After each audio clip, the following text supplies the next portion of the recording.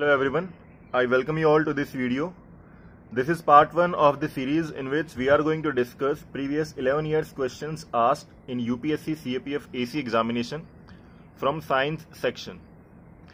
And the target audience would be the people who are preparing for CDS, Assistant Commandant, NDA, UPSC EPFO examination, and also the people who are preparing for state PCS examinations. इस video को देखने के बाद में आपको एक idea लगेगा कि साइंस सेक्शन से किस तरीके से यूपीएससी जो है क्वेश्चंस को फॉर्म करती है और उसका पैटर्न क्या है. We will start with 2019. First question is which one of the following represents the inner planets. तो इस क्वेश्चन को आंसर करने से पहले एक हम छोटा सा एक कॉन्सेप्ट देखते हैं कि इनर प्लैनेट्स जो है वो कौन कौन से होते हैं. सन जो है वो हमारे सोलर सिस्टम के बिल्कुल सेंटर में है. देन उसके जो सबसे क्लोजेस्ट जो प्लैनेट है वो यहाँ पे Mercury, then Venus, then Earth, Mars, Jupiter, Saturn, Uranus, Neptune. और जो मार्स और जुपिटर है उसके बीच में एक एस्टेरॉइड बेल्ट होता है. ठीक है, अब इस एस्टेरॉइड बेल्ट के और सन के बीच के जो भी प्लैनेट्स हैं उनको बोलते हैं इनर प्लैनेट्स, और इस बेल्ट के बाहर जो है उन्हें बोलते हैं आउटर प्लैनेट्स. ठीक है, कुछ यहाँ पे टर्म्स हैं like asteroid, meteoroid, meteor and meteorite, then also comets. Asteroid और मीटियोराइट दोनों क्या होते हैं? दीज आर रॉक्स जो सन के चारों ओर ऑर्बिट कर रहे होते हैं. ठीक है, जो ह्यूज रॉक्स हैं उन्हें बोलते हैं एस्टेरॉइड, और जो स्मॉलर रॉक्स हैं लाइक जिनका डायमीटर जो है वो 1 मीटर के आसपास है उन्हें बोलते हैं यहाँ पे मीटियरॉइड. अब मान लीजिए एस्टेरॉइड और मीटियरॉइड ये दोनों के दोनों स्पेस में सन के चारों ओर ऑर्बिट कर रहे हैं. अगर ये अर्थ के ग्रेविटेशन फोर्स के एरिया में अगर आ जाते हैं, ठीक है, तो ये क्या होगा, अर्थ के एटमॉस्फेयर में एंटर करेंगे. ठीक है, और एटमॉस्फेयर में क्या होता है, स्पेस में कोई मीडियम नहीं होता. जब ये एटमॉस्फेयर में एंटर करेंगे तो वहाँ पे जो एटमॉस्फेयर के जो पार्टिकल्स हैं उनके साथ ये बहुत हाई स्पीड में होने की वजह से वहाँ पे क्या होगा, फ्रिक्शन प्रोड्यूस होगा, और उस फ्रिक्शन की वजह से यहाँ पे ये हीट अप होंगे, वेपराइज होंगे और बर्न आउट हो जाएंगे. अब अगर ये कंप्लीटली बर्न आउट हो चुके हैं और केवल इनकी एसेज ही अर्थ पर पहुंच रही है, मतलब इनकी केवल राख अर्थ पे पहुंच रही है, तब तो इन्हें बोलेंगे मीटियोर. ठीक है, बट अगर ये सर्वाइव कर जाते हैं पूरी तरह से कंप्लीटली, अगर ये बर्न आउट नहीं होते हैं और अगर अर्थ की सरफेस पे लैंड करते हैं, देन हम इन्हें बोलेंगे meteorite. Next we have comets. Comets क्या होते हैं? These are made up of frozen gases. ठीक है, कॉमेट्स जो हैं वो फ्रोजन गैसेस के बने होते हैं. ठीक है, और उनमें क्या होता है, रॉक्स होते हैं और डस्ट पार्टिकल्स भी होते हैं. ये भी क्या करते हैं, सन के चारों ओर ऑर्बिट करते हैं. ठीक है, लेकिन जब क्या करते हैं, ये सन के पास से गुजरते हैं, सन को ऑर्बिट करते हुए सन के आसपास से जब ये गुजरते हैं तो क्या होता है, ये जो इनकी फ्रोजन गैस है वो यहाँ पे मेल्ट होना स्टार्ट हो जाएगी और ये वेपराइज होगी. ठीक है, then it gets heated up and spews dust and gases into glowing head. ठीक है, जो ये डस्ट और गैसेज है इसको ये जो है कॉमेट से बाहर आएंगी और क्या होगी, वो जब उसको हीटअप हो जाएगी तो वहां पे क्या होगी, बहुत ही ग्लोइंग तरीके से वो बाहर आएगी.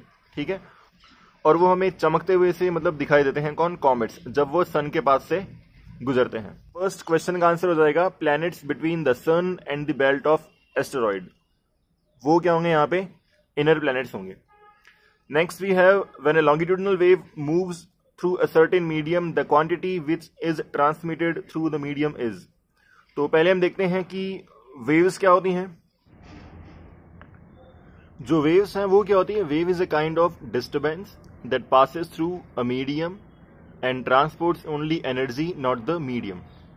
इसको मैं एक एग्जांपल से देखते हैं कि जब भी हम ओशन के किनारे खड़े होते हैं, ठीक है, तो वो जो उसके अंदर लहरें आ रही हैं, वो जो उसमें waves आ रही हैं, वो क्या है, उनमें क्या होता है, केवल और केवल जो एनर्जी है वही ट्रांसपोर्ट होती है. ठीक है, अगर आप वहां खड़े हैं तो आपके ऊपर जो पुश लगता है उस वेव की वजह से, उससे आप फील करते हो कि वेव्स में क्या है, एनर्जी है. ठीक है, बट स्टिल जो पानी है, वो जो समुद्र का जो पानी है, ओशन का जो पानी है, वो उस ओशन से बाहर नहीं आता, वो वहीं पे रहता है, क्योंकि उसका जो नेट मोमेंट वो क्या होता है, यहाँ पे 0 होता है. ठीक है, एक बार वो उसने मूव किया आपकी तरफ, ठीक है, समुद्र से एक बार थोड़ा बाहर आई, लहरें, वेव्स बाहर आई, बट वापिस वो बैकवर्ड मूवमेंट कर जाती है, क्योंकि वो जो वहाँ पे बैक और फोर्थ मूवमेंट है, यानी कि वो जो वहाँ पे ऑसिलेशन है, उस ऑसिलेशन की वजह से वो जो नेट मूवमेंट है वहाँ पे क्या होता है, 0 होता है. अब ये जो वेव्स हैं वो 2 टाइप की होती है, लॉन्गिट्यूडनल एंड ट्रांसवर्स. लॉन्गिट्यूडनल में तो क्या होता है, देखिए displacement parallel to the direction of propagation. मान लीजिए कि जो वेव्स आ रही हैं उसकी डायरेक्शन ये है, वेव्स इस डायरेक्शन में आ रही हैं, तो वेव्स के अंदर जो पार्टिकल हैं, या फिर बोलें कि जो मीडियम के अंदर जो पार्टिकल्स हैं, ठीक है, उन मीडियम की वजह से, मीडियम के अंदर जो पार्टिकल है उनमें जो मूवमेंट हो रहा है उसी की वजह से ये वेव्स क्या करती है, ट्रेवल करती है, ठीक है। तो अगर वो जो मीडियम के जो पार्टिकल्स हैं, अगर उनमें क्या हो रहा है, मूवमेंट, जो उसमें ऑसिलेशन हो रहा है वो क्या है, पैरेलल है, ठीक है। ये मीडियम के पार्टिकल हैं, वो बैक फोर्थ ऐसे मूवमेंट कर रहे हैं। मीडियम के पार्टिकल हैं, ये बैक फोर्थ ऐसे मूवमेंट कर रहे हैं, ठीक है ना। तो इनका जो डिस्प्लेसमेंट जो है, यहाँ पे जो डिस्प्लेसमेंट हो रहा है किसके अंदर, पार्टिकल्स के अंदर, या फिर बोले उनके अंदर जो ऑसिलेशन हो रहा है पार्टिकल्स के अंदर, ठीक है, उसकी डायरेक्शन और वेव की डायरेक्शन दोनों के यहाँ पे सेम है, या फिर बोलेंगे पैरेलल है, ठीक है। तो ऐसी वेव्स को हम यहाँ पे क्या बोलेंगे, लॉन्गिट्यूडनल वेव्स, ठीक है। इसके एग्जाम्पल क्या क्या है, sound waves, ultrasound waves and seismic P waves. जो भूकंप आता है उसमें दो टाइप की वेव्स आती हैं। जो फर्स्ट वेव्स आती हैं उनको बोलते हैं प्राइमरी वेव्स, और जो दूसरी आती है उनको बोलते हैं क्या, सेकेंडरी वेव्स। तो जो प्राइमरी वेव्स हैं उनसे डिस्ट्रक्शन कम होता है as compare to secondary waves, ठीक है। तो वो जो प्राइमरी वेव्स हैं वो किसका एग्जाम्पल है यहाँ पे, लॉन्गिट्यूडनल वेव्स, क्योंकि उनमें क्या होता है, जो पार्टिकल्स हैं, मीडियम के जो पार्टिकल हैं, उनका डिस्प्लेसमेंट और जो वेव की जो डायरेक्शन है, दोनों का जो यहाँ पे डायरेक्शन है क्या होती है, यहाँ पे पैरेलल होती है। Next we have transverse. तो ट्रांसवर्स में इसका जस्ट अपोजिट हो जाएगा कि मान लीजिए अगर डायरेक्शन जो है वेव की मूव करने की ये है, यहाँ पे अगर मीडियम के जो पार्टिकल हैं इस वेव की डायरेक्शन की परपेंडिकुलर डायरेक्शन में क्या करते हैं, ऑसिलेशन करते हैं, ठीक है। ये वेव की डायरेक्शन है, जिस तरफ वो मूव कर रही है, जिस डायरेक्शन में वो जा रही है वेव, ठीक है। और जो मीडियम है, अगर मान लीजिए उस मीडियम के पार्टिकल जो हैं क्या करते हैं, इस वेव की डायरेक्शन के परपेंडिकुलर मोशन करते हैं या ऑसिलेशन करते हैं, ठीक है। तो इन वेव्स को बोलेंगे यहाँ पे ट्रांसवर्स वेव। तो जो ट्रांसवर्स वेव्स हैं, ठीक है, इसके जो एग्जाम्पल हैं वो देखते हैं। Ripples on the surface of water, जो उसके पानी का मूवमेंट है वो तो है किनारे की ओर मान लीजिए, ठीक है। उस वाटर के अंदर जो डिस्टर्बेंस है वो तो आ रहा है किनारे की ओर आना चाहता है, ठीक है। लेकिन जो उसके अंदर जो मूवमेंट हो रहा है पानी का, ठीक है, पानी के जो वाटर के पार्टिकल का जो मूवमेंट है वो क्या होता है, यहाँ पे ऊपर नीचे ऐसे होता है, ठीक है। So that's why these waves are known as transverse waves, ठीक है। इनके एग्जाम्पल दोनों के बहुत इंपॉर्टेंट है, ठीक है। और देखते हैं इलेक्ट्रोमैग्नेटिक वेव्स। जो भी इलेक्ट्रोमैग्नेटिक वेव्स होती हैं, ठीक है, वो सारे एग्जाम्पल किसका है, ट्रांसवर्स वेव का होती है। क्योंकि ईएम वेव्स के अंदर क्या होता है, जो इलेक्ट्रिक फील्ड है उसके पार्टिकल भी क्या होते हैं, इसके परपेंडिकुलर होते हैं, और जो मैग्नेटिक फील्ड है उसके पार्टिकल भी क्या होता है, इसके परपेंडिकुलर होते हैं, ठीक है। जो डायरेक्शन है वेव के मूव करने की, ठीक है, उस डायरेक्शन के परपेंडिकुलर होते हैं कौन, इलेक्ट्रिक फील्ड और मैग्नेटिक फील्ड के पार्टिकल्स। तो ईएम वेव्स के एग्जांपल यहाँ पे light waves, microwave, radio wave, infrared waves, UV waves यानी कि ultraviolet waves, X rays and Y rays, all these are example of electromagnetic waves. और ये सभी एग्जांपल किसके यहाँ पे, ट्रांसवर्स वेव्स का है। तो लॉन्गिट्यूडनल और ट्रांसवर्स जो वेव्स हैं उनके अंदर डिफ्रेंशिएशन, देन इनके एग्जाम्पल बहुत ही ज्यादा इंपॉर्टेंट है, ठीक है। तो अगर हम देखते हैं इसके अंदर ऑप्शंस के अंदर, अगर हम देखें कि अगर एक लॉन्गिट्यूडनल वेव क्या करती है, किसी मीडियम के अंदर से मूव करती है, ठीक है ना, तो कौन सी जो क्वालिटी है जिसको क्या करेगी, ट्रांसमिट करेगी। तो इसकी जो डेफिनेशन है उससे क्लियर है काफी कि केवल और केवल एनर्जी को ही क्या करेगी, यहाँ पे ट्रांसमिट करेगी, मटेरियल को नहीं करेगी। ये भी गलत और ये भी गलत। तो आंसर कौन सा होता है यहाँ पे, second. Next question is the number of neutrons inside the nucleus of the element uranium 235 is. Uranium 235 जो है उसको हम as a nuclear fuel use में लेते हैं। और उससे पहले हम एक छोटा सा कॉन्सेप्ट देखते हैं। अच्छा हाँ, ये जो सीज्मिक वेव्स हैं, एस वाली seismic S waves, these are the example of transverse waves and these wave causes most of the destruction that we see. So इसमें हम देखते हैं एक बार कि यहां आपको पूछा गया है कि जो न्यूट्रॉन्स हैं, न्यूक्लियस के अंदर कितने होते हैं, किसके अंदर, यूरेनियम 235 के अंदर। तो ये मान लीजिए एक एटम है, ठीक है। तो एटम का जो न्यूक्लियस है, उस न्यूक्लियस के अंदर क्या होता है, प्रोटॉन प्लस न्यूट्रॉन दोनों होते हैं, ठीक है। और प्रोटॉन और न्यूट्रॉन जिसके अंदर होते हैं उसको बोलते हैं न्यूक्लियस, और न्यूक्लियस के बाहर इलेक्ट्रॉन क्या करते हैं, यहाँ पे ऑर्बिट करते हैं एक एटम के अंदर, ठीक है। एटम क्या होता है, इलेक्ट्रिकली न्यूट्रल होता है, ठीक है। प्रोटॉन पे चार्ज होता है पॉजिटिव, इलेक्ट्रॉन पे होता है नेगेटिव, ठीक है। अब देखते हैं एक और यहाँ पे कॉन्सेप्ट है कि ये जो यूरेनियम है, ठीक है, आपने कई बार सुना होगा यूरेनियम के जो आइसोटॉप्स हैं, यूरेनियम के आइसोटॉप्स हैं वो क्या होते हैं, ठीक है। तो एक बार ये कॉन्सेप्ट देखते हैं हम कि जो आइसोटॉप्स हैं और जो आइसोबार है इनमें डिफरेंस क्या होता है। Look, iso means same, top means कोई अगर टॉप करता है तो उसका मतलब क्या है कि उसने एक हाईएस्ट रैंक गेन की है, ठीक है, उसकी रैंक काफ़ी बढ़िया है, ठीक है। तो जो रैंक है यानी जो प्लेस है वो पीरियोडिक टेबल के अंदर डिसाइड किससे होता है, एटॉमिक नंबर से डिसाइड होता है, ठीक है। और जो एटॉमिक नंबर है वो यहाँ पे किसके इक्वल होता है, यहाँ पे नंबर ऑफ प्रोटॉन के इक्वल होता है। तो जो नंबर ऑफ प्रोटॉन होते हैं उसी के अकॉर्डिंग, उसी को यहाँ पे क्या बोलते हैं, एटॉमिक नंबर बोलते हैं। और जो एटॉमिक नंबर है वो डिसाइड क्या करता है, किसी भी एलिमेंट का पीरियोडिक टेबल के अंदर प्लेस डिसाइड करता है, ठीक है। तो अगर किसी चीज को हम बोलेंगे क्या, आइसोटॉप, तो उसका मतलब क्या हो जाएगा कि अगर उसके अंदर क्या है, यहाँ पे एटॉमिक नंबर सेम है, टॉप यानी कि प्लेस, प्लेस किससे डिसाइड होगा, यहाँ पे एटॉमिक नंबर से। अगर किसी में क्या है, एटॉमिक नंबर तो सेम है, ठीक है, और जो एटॉमिक मास है वो क्या है, अलग अलग है, तो उनको यहाँ पे क्या बोलेंगे, आइसोटॉप्स बोलेंगे। आइसो बार में इसका जस्ट उल्टा हो जाएगा, आइसो मीन सेम, बार यानी क्या हो जाएगा, मान लीजिए यहाँ पे वेट है यानी कि मास, तो एटॉमिक मास अगर सेम है और एटॉमिक नंबर उनका क्या है, अलग अलग है, ठीक है ना, तो उसको हम क्या बोलेंगे, यहाँ पे आइसोबार्स बोलेंगे। अब जो आइसोटॉप है वो तो क्या बताता है, एक रिलेशन बताता है किसके अंदर, different form of single element.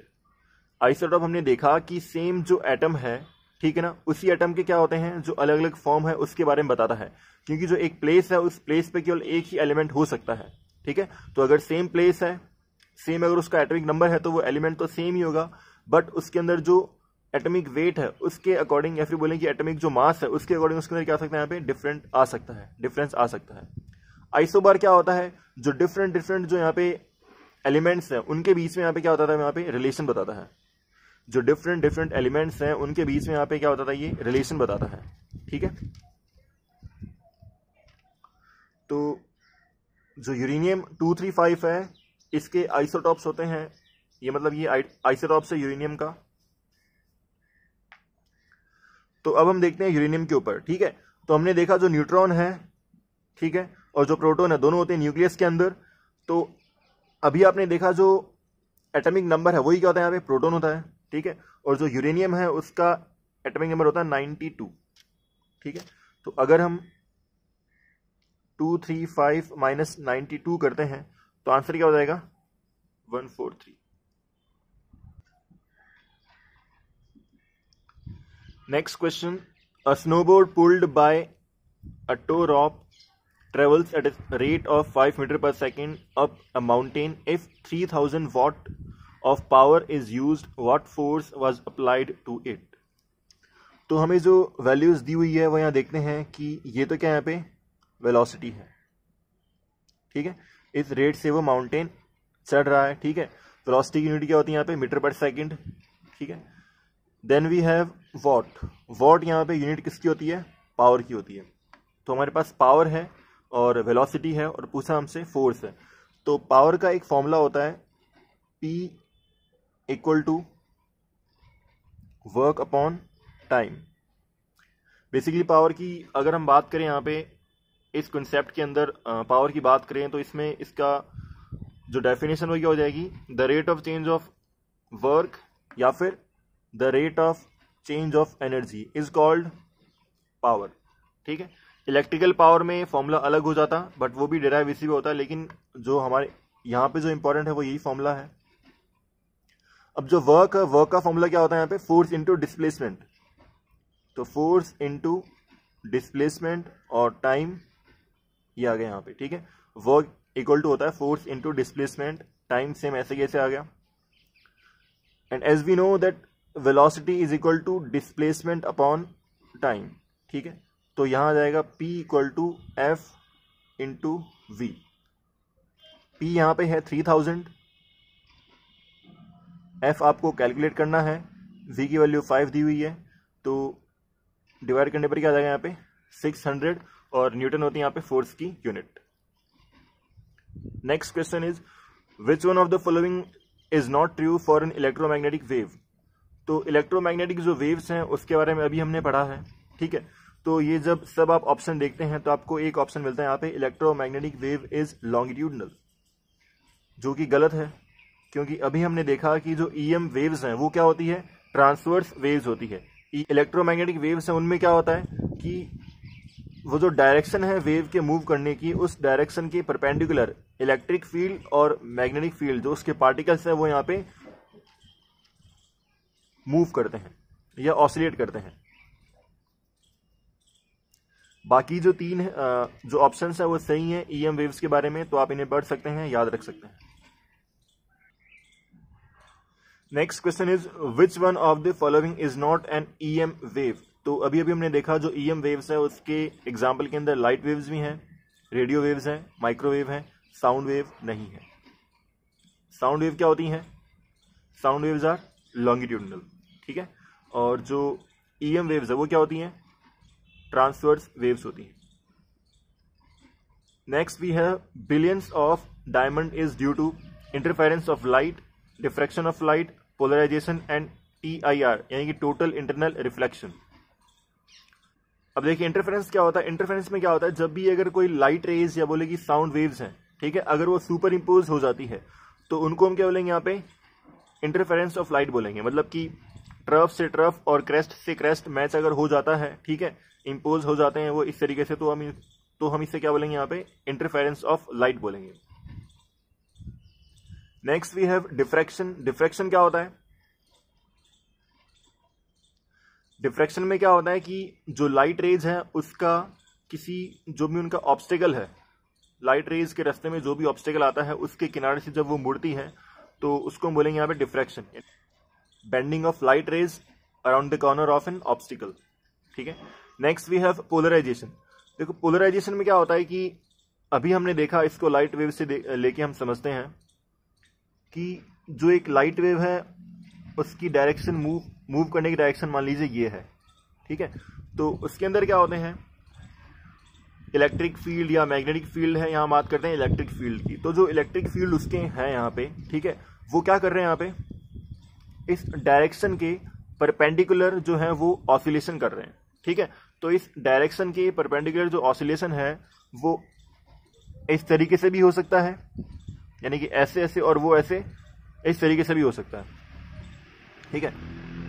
एक बार समझते हैं कि मान लीजिए ये डायरेक्शन मूव कर रही है, इस डायरेक्शन में मूव कर रही है लाइट वेव इस डायरेक्शन में, ठीक है। और जो इसके इलेक्ट्रिक फील्ड के जो कंपाउंड है या फिर बोलेंगे जो इसकी इलेक्ट्रिक फील्ड के जो यहाँ पे पार्टिकल्स हैं वो मूव कर रहे हैं यहाँ पे इसके परपेंडिकुलर इस तरीके से, ठीक है। कुछ ऐसे मूव कर रहे हैं और कुछ ऐसे इस तरीके से ऑसिलेट या मूव कर रहे हैं, ठीक है। तो इनके अलग अलग प्लेन्स हैं, एक का प्लेन ऐसे है और एक का प्लेन ऐसे है, ठीक है। तो अगर हम इनको और इस प्लेन को दोनों को हम एक सिंगल प्लेन में लेके आ जाएं, यानी कि या तो आप क्या करें, जो भी ऑसिलेशन करेगा वो सब इस प्लेन में करेंगे, इस डायरेक्शन में करेंगे, या फिर क्या करेंगे वो इस तरीके से वो मूव करेंगे, ठीक है ना। तो जो पार्टिकल्स हैं, फिर जो कंपोनेंट्स हैं, वो जो अलग अलग डायरेक्शन में या जो अलग अलग प्लेन्स में ऑसिलेट कर रहे हैं उनको एक पर्टिकुलर प्लेन के अंदर लेके आना, ठीक है, उसको हम यहाँ पे क्या बोलते हैं, polarisation of light. Next we have total internal reflection. तो ये जो बाकी जो तीन टर्म्स है वो शायद आपने नहीं पढ़ी हो 10th क्लास तक की साइंस में, बाकी ये जो है काफी सिमिलर है, ठीक है। ये एग्जाम्पल किसका यहाँ पे, रिफ्रैक्शन का। एक होता है रिफ्रैक्शन, एक क्या होता है यहाँ पे रिफ्लेक्शन, ठीक है। जो रिफ्लेक्शन है उसमें क्या होता है, मान लीजिए मैंने एक बॉल फेंकी है दीवार पे, वो बॉल दीवार से टकरा के वापस आ गई मेरे पास, वो होगा रिफ्लेक्शन, ठीक है। और एक एग्जांपल यहाँ पे है, जो विंडो का जो ग्लास है उसके अंदर से जो लाइट रे आ रही है, आर पार आ रही है उसके, वो यहाँ पे एग्जांपल किसका है, रिफ्रैक्शन का, ठीक है। तो रिफ्लेक्शन मीन्स टकरा के वापस आ जाना, और रिफ्रैक्शन मीन्स मीडियम को पार करते हुए उसके थ्रू चले जाना, ठीक है। तो टोटल इंटरनल रिफ्लेक्शन में क्या होता है कि कोई जो लाइट रे है वो क्या होती है, एक डेंसर मीडियम से एक रेयर मीडियम के अंदर एंटर करती है, ठीक है। और अगर वो क्रिटिकल एंगल से ज्यादा पे एंटर करती है, ठीक है, सेपरेटिंग सरफेस के ऊपर, तो क्या होती है वो जिस मीडियम से गई थी, यानी कि जो डेंस से जो रेयर में जा रही थी उसी डेंस में वापस आ जाती है। ठीक है, तो इसको हम बोलते हैं यहाँ पे टोटल इंटरनल रिफ्लेक्शन। इसके लिए एक बार मैं आपको रिकमेंड करूंगा लाइट वाला जो चैप्टर है वो पढ़ें। ठीक है, और जो डायमंड की जो बिलियंस है उसका रीजन यही होता है। ठीक है, एंड नेक्स्ट वी हैव एक और चीज है, जो ऑप्टिकल फाइबर केबल्स होती हैं, जो भी ऑप्टिकल फाइबर केबल्स हैं, यानी आपकी जो डेटा केबल है, ठीक है, उसका आप एग्जांपल ले सकते हो। ठीक है, वो सारी वर्क किस पे करती है यहाँ पे, OFC वर्क किस पे करती है यहाँ पे, टोटल इंटरनल रिफ्लेक्शन के ऊपर। Next we have which one of the following is known as wood spirit. तो अगर आपने केमिस्ट्री के अंदर नेमिंग वाला चैप्टर पढ़ा होगा तो आपने देखे होंगे वहां पे 3 टाइप से नेमिंग होती है। एक तो होता है ट्राइबल सिस्टम, और एक होता है यहाँ पे डिराइव्ड, और एक होता है IUPAC सिस्टम।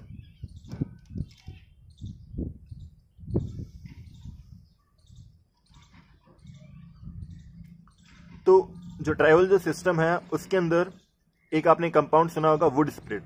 ठीक है, उसका जो नेम है IUPAC के अकॉर्डिंग वो होता है यहाँ पे मेथनॉल। ठीक है, एक कार्बन है इसलिए यहाँ पे क्या हो जाएगा, यहाँ पे इसका मेथनॉल। और अगर मान लीजिए यहाँ पे 2 कार्बन होते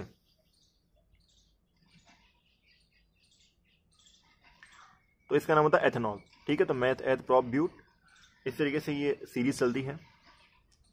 तो वुड स्पिरिट का एग्जाम्पल यहाँ पे हो जाएगा methanol. Next we have which one of the following will not show Tyndall effect. ठीक है, तो जो टिंडल इफेक्ट है वो इनमें से कौन सा जो है वो टिंडल इफेक्ट को शो नहीं करेगा। तो पहले हम देखते हैं कि टिंडल इफेक्ट एक्चुअल में होता क्या है। ठीक है, तो देखिए जो टिंडल इफेक्ट है उसमें क्या होता है, it is scattering of light when it passes through colloid और सस्पेंशन। जब भी कोई लाइट रे किसी कोलाइड या सस्पेंशन में से पास करती है, ठीक है ना, तो जो उसके पार्टिकल्स हैं, कोलाइड या सस्पेंशन के जो पार्टिकल्स हैं, उनसे जो यहाँ पे क्या होती है, स्कैटरिंग होती है। उसको यहाँ पे क्या बोलेंगे, टिंडल इफेक्ट बोलेंगे।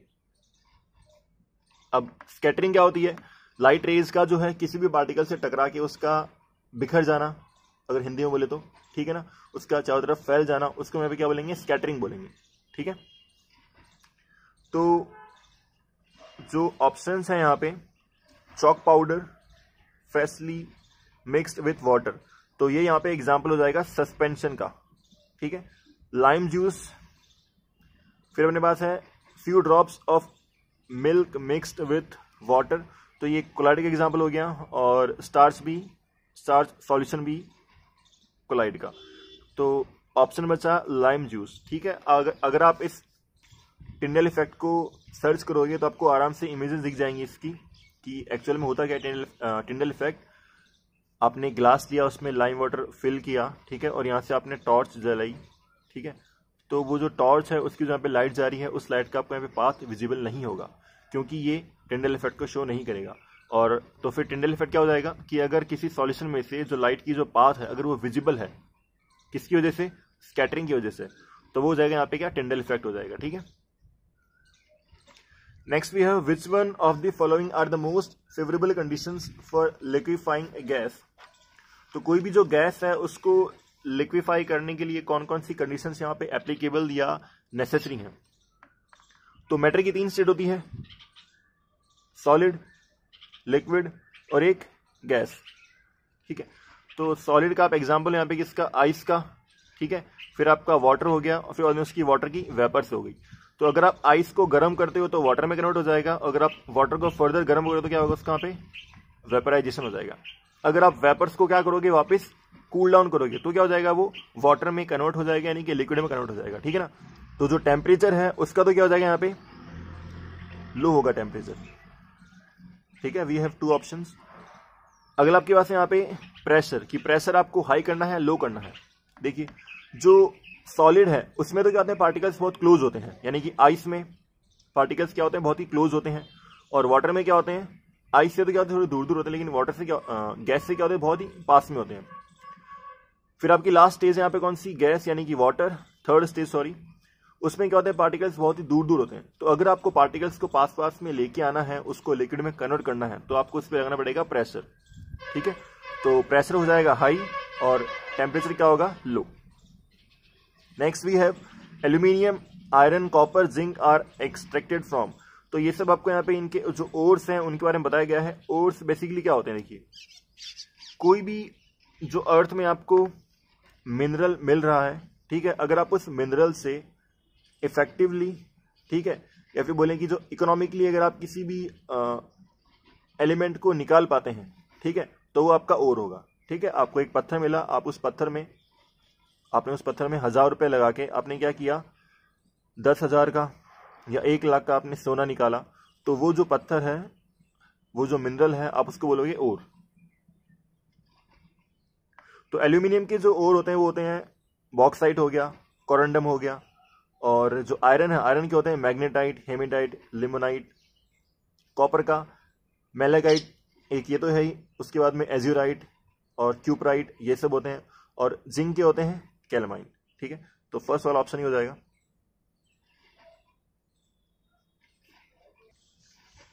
Next we have which one of the following does not contain COOH group.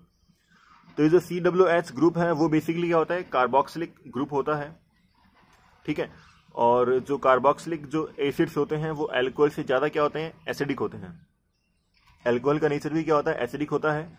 और जो कार्बोक्सिलिक एसिड है, ठीक है, उनमें भी क्या होता है, उनका भी एसिडिक नेचर होता है। लेकिन एज कंपेयर टू एल्कोहल, जो COOH ग्रुप यानी कि जो कार्बोक्सिलिक ग्रुप है वो क्या होता है भाई, ज्यादा एसिडिक होता है। नाउ ये जो क्वेश्चन है, अगर आपने COOH जो ग्रुप है उसका अगर आपने स्ट्रक्चर देखा है, मतलब कि आपने पढ़ा है, और इन सब जो एसिड्स है, ये जो आपके कंपाउंड है, अगर आप इनके स्ट्रक्चर को जानते हैं तभी आप इसको आंसर कर पाएंगे, otherwise will not be able to answer this. ठीक है, वैसे citric acid, tartaric acid, lactic acid, इन तीनों के बारे में जो आपको 10th क्लास में दिया गया है, ठीक है, और COOH ग्रुप भी यहाँ पे दिया गया है। अगर आप थोड़ा सा उसको डीप से पढ़ेंगे तो आपको इनकी स्ट्रक्चर याद हो जाएगी। ठीक है, और इसका जो आंसर यहाँ पे क्या होगा, एस्कॉर्बिक एसिड हो जाएगा। ठीक है, next we have soda acid fire extinguisher contains. देखिए जो सोडा है यहाँ पे वो क्या हो जाएगा, यहाँ पे बेकिंग सोडा हो जाएगा। ठीक है, दैट इज NaHCO3। ठीक है, जो बेकिंग सोडा है उसका फॉर्मूला यहाँ पे क्या होता है, NaHCO3, और जो वॉशिंग सोडा है वो यहाँ पे क्या होता है, Na2CO3.10H2O।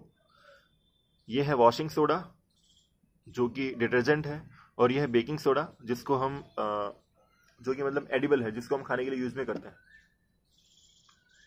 अब इसका जो नेम है वो इंटरेस्टिंग है। यहाँ पे इसको आप सोडियम बाइकार्बोनेट भी बोल सकते हो और सोडियम हाइड्रोजन कार्बोनेट भी बोल सकते हैं। ठीक है, तो सोडियम हाइड्रोजन कार्बोनेट दोनों ऑप्शन है, और जो सोडियम हाइड्रोजन कार्बोनेट है उसके साथ में क्या होता है, यहाँ पे सल्फ्यूरिक एसिड होता है।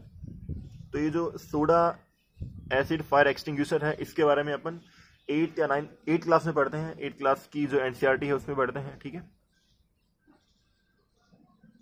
Next we have phytophytes are the plants adapted to grow इन।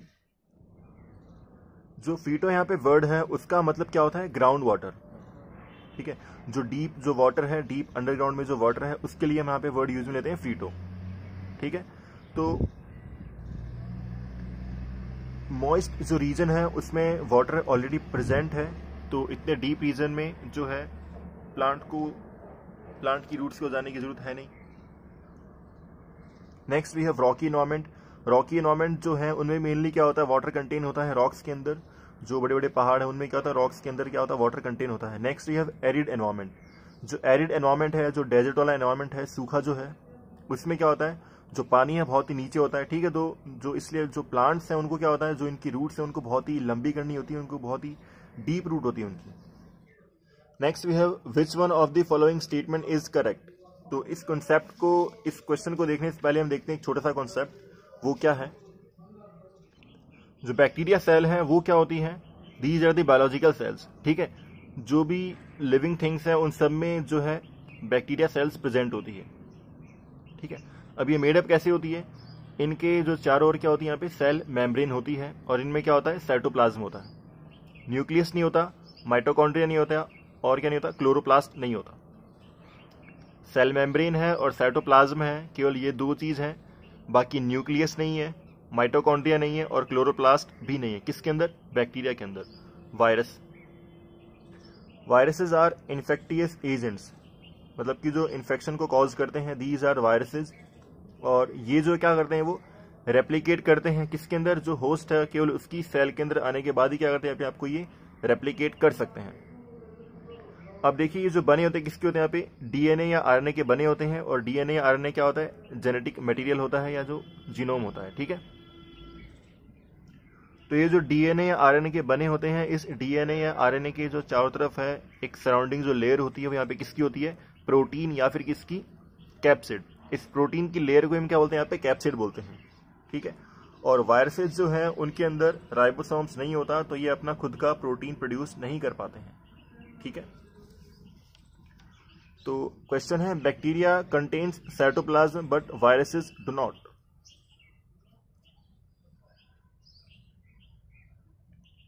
तो ये आपका आंसर हो जाएगा। Now, which one of the following will happen if the medium surrounding the cell has a higher concentration than the cell? देखिए, जो cell है, मान लीजिए ये सेल है और इस सेल के जो बाहर है कंसंट्रेशन ज्यादा है और यहाँ पे कंसंट्रेशन क्या है? कम है। ठीक है, तो हमें पता है डिफ्यूजन में क्या होता है? जो हायर कंसंट्रेशन है उससे क्या होता है? जो मटेरियल है वो लोअर कंसंट्रेशन की ओर मूव करता है। ठीक है, और जो सेल मेम्ब्रेन है वो क्या होती है? यहाँ पे सेमी परमिएबल होती है। ठीक है, तो जो गैसियस जो एक्सचेंज है या फिर जो लिक्विड का जो एक्सचेंज है उसको वो अलाउ करती है। ठीक है, तो फर्स्ट आंसर जो है वो हो जाएगा यहाँ पे कि जो सेल है वो क्या कर लेगी? वाटर को गेन कर लेगी, या फिर जो सेल है क्या हो जाएगी? यहाँ पे वो स्वेलअप हो जाएगी। ठीक है, सेल फूल जाएगी पानी को गेन करने के बाद। Next question we have, rough endoplasmic reticulum RER looks rough under the microscope because of the attachment of which one of the following cell organelles to its surface. तो जो रफ एंडोप्लाज्मिक रेटिकुलम है, ठीक है, उसी के जैसे एक और होता है यहाँ पे एंडोप्लाज्मिक रेटिकुलम, वो होता है स्मूथ एंडोप्लाज्मिक रेटिकुलम। पहले देखते हैं ER क्या होता है। ER यानी कि एंडोप्लाज्मिक रेटिकुलम, इनका काम क्या होता है? Production, processing and transportation of protein and lipids. जो ER है वो क्या करते हैं? प्रोटीन और लिपिड्स को बनाते हैं, ठीक है ना, और उसकी प्रोसेसिंग करते हैं और उसको ट्रांसपोर्ट करते हैं। सेल की जो भी ऑर्गेनल्स हैं उन तक उनको ट्रांसपोर्ट करते हैं। ठीक है, अब इसमें दो टाइप के होते हैं, एक तो कौन सा यहाँ पे स्मूथ एंडोप्लाज्मिक रेटिकुलम और एक कौन सा आपका RER रफ एंडोप्लाज्मिक रेटिकुलम। ये जो RER है इसकी सरफेस पे क्या होते हैं? राइबोसोम्स होते हैं। अभी हमने देखा पिछले पेज पे कि जो राइबोसोम्स है वो क्या करते हैं? यहाँ पे प्रोटीन का सिंथेसिस करते हैं। ठीक है, तो जो राइबोसोम की जो प्रेजेंस है उसकी वजह से जो RER है वो क्या होते हैं? रफ अपीयर होते हैं। Next we have the increase in length of stems and roots in plant is due to. देखिए, जो मेरिस्टेमेटिक टिश्यूज हैं वो क्या होते हैं? एक्चुअली ये होते हैं अनडिफरेंशिएटेड ग्रुप ऑफ सेल्स होती हैं which are responsible for cell division. जो मेरिस्टेमेटिक टिश्यूज हैं वो प्लांट्स में होते हैं। ठीक है, इनका काम क्या होता है कि जो सेल में ग्रोथ हो रही है सेल डिवीजन के थ्रू, वो इन्हीं सेल्स के थ्रू होती है। ठीक है, एक एग्जांपल से देखते हैं हम कि जो मेरिस्टेमेटिक टिश्यूज क्या होते हैं? 3 टाइप के होते हैं। फर्स्ट आपका लेटरल। ठीक है, तो लेटरल की इसकी मीनिंग से समझ में आ रहा है कि ये जो आपके जो लेटरल है साइड से जो यहाँ पे जो होगा इसमें क्या सेल डिवीजन होगा। ये जो साइड में जो यहाँ पे ग्रोथ होगी वो किसकी वजह से? यहाँ पे लेटरल मेरिस्टेम की वजह से होगी।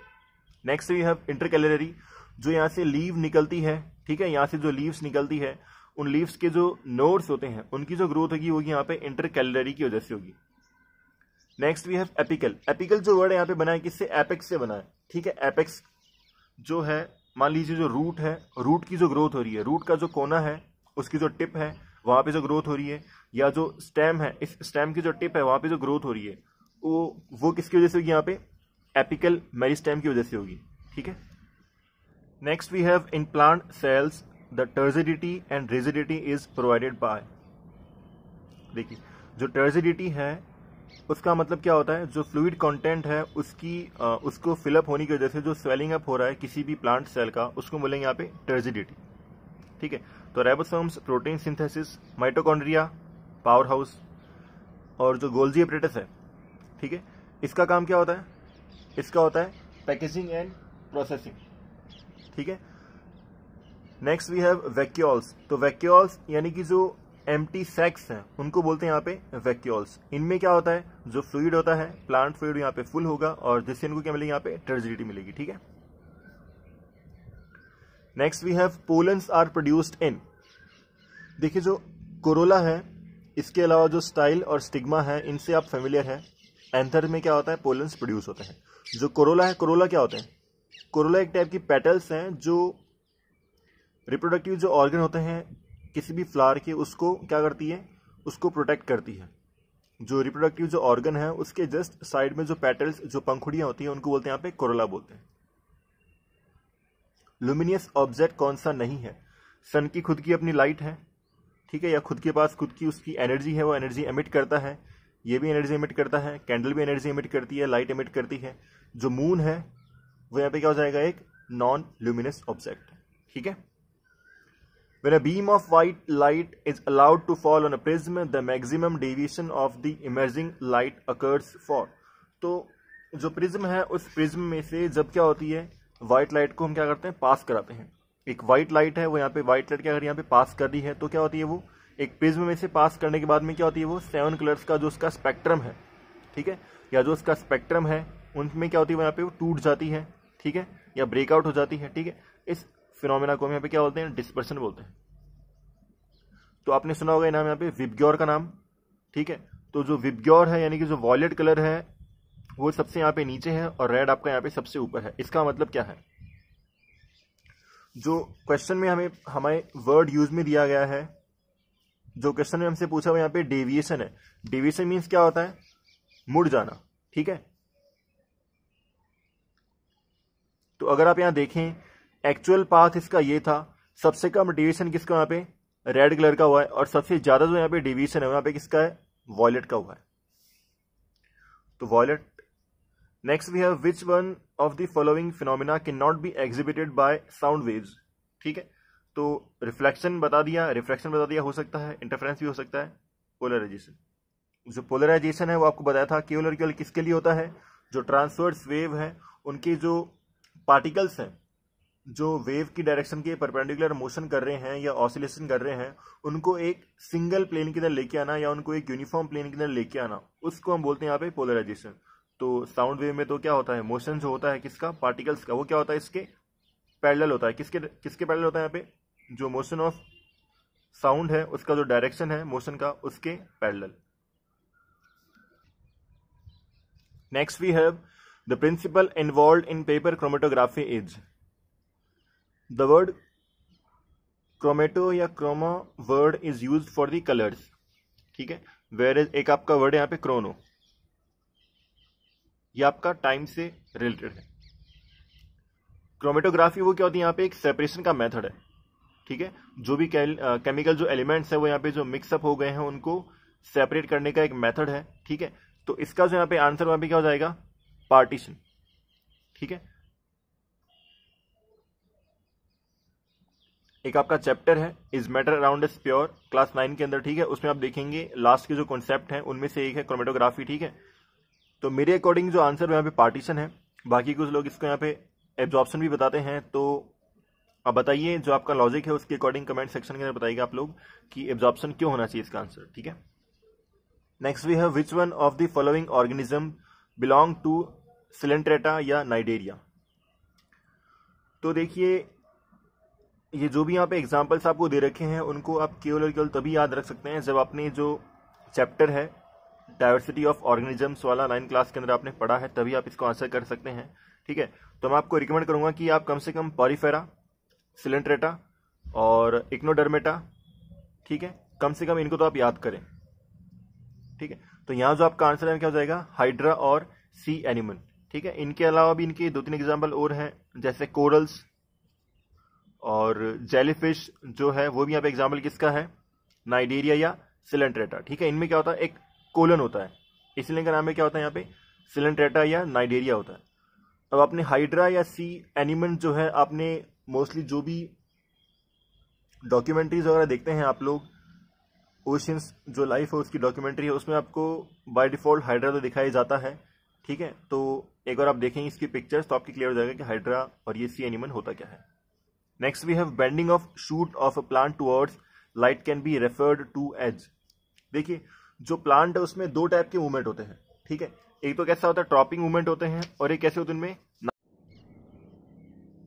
देखिए जो ट्रॉपिंग मूवमेंट्स है वो क्या होते हैं कि कोई भी जो प्लांट्स है, ठीक है, अगर किसी प्लांट का कोई भी पार्ट है अगर क्या कर रहा है, किसी स्टिमुलस की रिस्पॉन्स में किसी पर्टिकुलर डायरेक्शन में मूव कर रहा है या ग्रो कर रहा है, तो इसको बोलेंगे यहाँ पे ट्रॉपिक मूवमेंट या ट्रॉपिक ग्रोथ।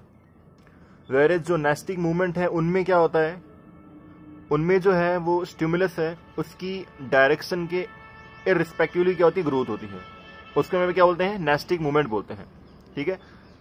स्टिमुलस के रिस्पॉन्स में यहाँ पे क्या है, कोई भी डायरेक्शनल रिस्पॉन्स नहीं आता है, ठीक है, या डायरेक्शनल ग्रोथ नहीं होती किसके अंदर, नेस्टिक मूवमेंट्स के अंदर, ठीक है। तो हम देखते हैं एक बार फोटोनेस्टिक। हमने देखा कि bending of shoot of a plant towards light can be referred as towards light, means एक पर्टिकुलर डायरेक्शन में मूव हो रहा है, तो नेस्टिक मूवमेंट तो होंगी नहीं, कैसे होंगे वो, ट्रॉपिक मूवमेंट होंगी, ठीक है।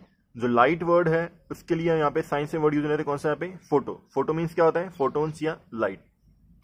अब अगर लाइट की डायरेक्शन की तरफ मूव कर रहा है तब तो क्या हो जाएगा, positive phototropism.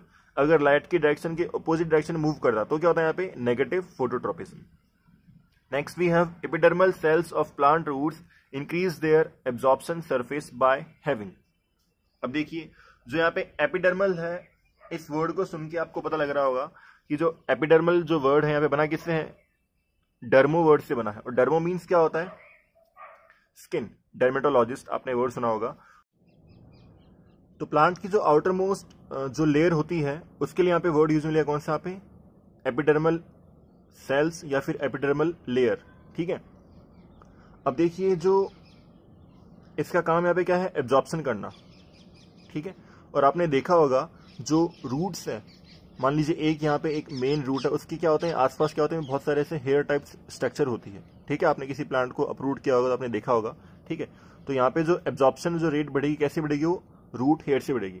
Next we have quartz. Quartz क्या होते हैं, देखिए कि quartz is extensively used as piezo electric material. Piezo electric materials क्या होते हैं, पीजो मीन्स क्या होता है, स्ट्रेस करना, मैग्नेटिकली स्ट्रेस करना, ठीक है। तो पीजो इलेक्ट्रिक मटेरियल्स क्या हो जाएंगे, ऐसे मटेरियल्स जिनको अगर अपन क्या करें, मैग्नेटिकली फोर्स लगाते हैं या उसको स्ट्रेस करते हैं तो क्या करते हैं, वो इलेक्ट्रिकल बिहेवियर शो करते हैं, ठीक है, या इलेक्ट्रिक बिहेवियर शो करते हैं, या फिर इलेक्ट्रिकली चार्ज हो जाते हैं। इनको मिलेंगे यहाँ पे क्या, पीजो इलेक्ट्रिक मटेरियल्स। तो क्वार्ट्ज क्या है, एक पीजो इलेक्ट्रिक मटेरियल है, ठीक है, और वो बना किसके होता है, यहाँ पे ऑक्सीजन और सिलिकॉन का बना होता है, ठीक है। तो silicon is the answer. Next we have which one of the following is used for water softening, ठीक है। तो जो हार्ड वाटर है वो क्या होता है, उसमें कैल्शियम और मैग्नीशियम के आयंस मिक्सअप होते हैं, ठीक है। किसके अंदर, जो वाटर है उससे मान लीजिए कैल्शियम और मैग्नीशियम आयंस मिक्स्ड हैं, ठीक है। तो आप उसको क्या बोलोगे, हार्ड वाटर बोलोगे। आप उसको करना क्या, यहाँ पे सॉफ्ट बनाना है।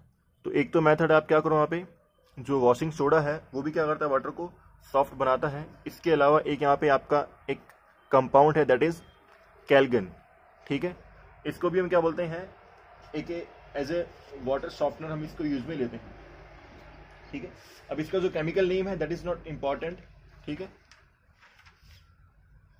Next we have a formula of sodium salt of an anion is anion X is Na2X, ठीक है। बेसिकली ये है ऐसे Na2X इस तरीके से। अब देखिए एनायन जो है वो क्या होता है, एनायन और कैटायन दो चीज है। तो अगर किसी आयन के ऊपर साइन है ये कैटायन, ऐसे कटा हुआ साइन है तो आप उसको बोलोगे कैटायन, और अगर सिंगल केवल ये साइन है, ये है, ठीक है, चार्ज उसके ऊपर, आप उसको बोलोगे यहाँ पे एनायन बोलोगे, ठीक है। तो A+ ये हो गया कैटायन, और मान लीजिए B- है तो ये क्या हो जाएगा, यहाँ पे एनायन हो जाएगा, ठीक है। तो एनायन पे साइन कैसा होता है, नेगेटिव होता है, यानी कि एनायन कैसे होता है, नेगेटिवली चार्ज, और कैटायन क्या होते हैं, पॉजिटिवली चार्ज होते हैं, ठीक है। तो यहाँ हमने देखा जो X है, X के ऊपर चार्ज कैसा है, यहाँ पे नेगेटिव है, और जो सोडियम है, सोडियम जो है उस पर चार्ज क्या होता है यहाँ पे, पॉजिटिव है, क्योंकि बेसिकली जो फर्स्ट जो यहाँ पे होते हैं, ठीक है, उन पे चार्ज कैसा होता है, यहाँ पे पॉजिटिव होता है, ठीक है। अब ये वर्क कैसे करता है, अगर मान लीजिए मेरे को इन दोनों को मिक्सअप करना है, या इन दोनों को मेरे को यहाँ पे कंबाइन करके एक नया कंपाउंड बनाना है, एग्जाम्पल से देखते हैं, Na+ होता है और Cl- होता है। ये जो वैलेंसी है, ठीक है, जो Cl की वैलेंसी है वो क्या आ जाएगी, यहाँ पे आ जाएगी, एक आ गई, और जो Na है उसकी वैलेंसी कहाँ आ जाएगी, Cl के इधर आ जाएगी, ठीक है। एक से एक कैंसिल हो गया, यानी कि +1 से -1 क्या हो गया, तो ये हो गया यहाँ पे NaCl, ठीक है। एक और एग्जांपल देखते हैं अपने यहाँ पे, H+ होता है और ये यहाँ पे Cl- मान लीजिए, ठीक है। तो इसकी जो यहाँ पे वैलेंसी है वो इधर और इसकी यहाँ आ जाएगी, तो ये क्या हो जाएगा, यहाँ पे HCl बन जाएगा। सिमिलरली यहाँ देखते हैं हम, जो Na2X बना है, Na2X बना है वो कैसे बना होगा, Na की तो प्लस होती है और जो X है उसकी यहाँ पे क्या रही होगी, -2 या 2-, ठीक है। तो सेम देख रहे हैं कि इसको एल्यूमिनियम के साथ में आपको X को मैच करना है या एल्यूमिनियम के साथ आप इसको कंपाउंड को बनाना है, तो जो एल्यूमिनियम है उसकी वैलेंसी होती है 3+, इसकी 2-, तो ये क्या बन जाएगा यहाँ पे, Al2X3, तो आंसर हो गया ये, ठीक है। तो ये आपके क्वेश्चंस थे जो 2019 यूपीएससी सीएपीएफ एसी के पेपर में आए थे, ठीक है। तो अगर आपको कुछ सजेशंस बताने हैं इस वीडियो के रिगार्डिंग, ठीक है, तो आप प्लीज़ कमेंट बॉक्स में ड्रॉप कीजिएगा, ठीक है। जो नेक्स्ट वीडियो है वो होगी 2018 के जो क्वेश्चंस हैं उनके बारे में। Okay, thank you for watching the video.